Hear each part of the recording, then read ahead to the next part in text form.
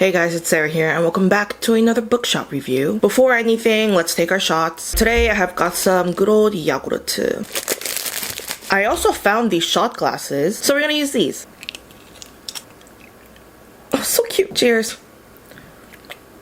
I finally did it. One of my most anticipated reads of 2022 is the sequel from The Other Side of the Sky called Beyond the End of the World by Amy Kaufman and Megan Spooner. I'm a bit confused about this one. I don't know if I hate it or I absolutely love it. It's a bit confusing, so let me explain my thought process to you. First we got is the cover, which is absolutely gorgeous. It's beautiful, 5 out of 5. It's such a different vibe from the first one. This one has a lot more darker, cooler tones, and the other one was a lot more brighter with warmer colors. Both absolutely gorgeous, but they're also so pretty individually. My favorite part is the magic in Nim's hand. It shimmers in the light and it looks so real. This duology series is probably the most prettiest one I have on my shelf right now. This is the sequel to The Other Side of the Sky, and our two main characters are stuck on the opposite sides of the world. Nim is barely holding on to her divinity, as Inshara threatens to overpower her by taking control of everything that Nim loves one by one. North is stuck below and is even more desperate to find his way back home now that Nim is stuck there up in the sky. Stopping at nothing to bring things back into order, the two experience so many different shocking truths as well as brand new information that may or may not help save the world. So world build is a very big thing for me. So not only was it hella confusing in this one, but the fact that I was able to still understand the purpose of every single scene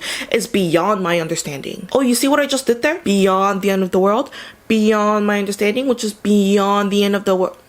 I'm just gonna stop right there. There are a lot of details describing the world build, but some reason it was still too complicated for me to understand. Aside from the world build though, there are also a lot of plot twists, and I mean a decent amount. Each chapter switches off between Nim and North, which means basically every single chapter ends on a cliffhanger. I really had to control myself not to skip read. It is still a slow burn, but I'm telling you guys, this one is so worth it. I got emotional so many times. The ending is not my favorite per se. It's kind of bittersweet, but all in all, I did enjoy reading this, so I'll be giving the plot a 4 out of 5. Characters, I'm going to be giving a 4.5 out of 5. Surprisingly, I did like the villain in this one. She is crazy, but I think her backstory and her reasoning for it kind of not makes up for it per se, but you can see why she's doing it, and it's not so overly exaggerated. Only reason why I'm getting 0.5 off is because I'm not a big fan of betrayal, which happens quite often in these type of books, so I can't really say much about that. Love my baby North so much. His two best friends are also great, and we also can't forget our queen Nim. She deserves the world. Overall, I'm going to be giving this book a 8.5 out of 10, which is a little more than I gave the first one, so I guess I did like this book. I started reading this book back in January, read the first 100 pages, and then I stopped because the world build got too complicated for me. Didn't pick it up again until 4 to 5 months later, read through 400 pages, but the last 100 pages or so, I just didn't want the book to end. I was so attached to these characters, to the storyline. I knew this was the last one. I just didn't want it to end. So I closed it right back up, didn't pick it up for another couple months.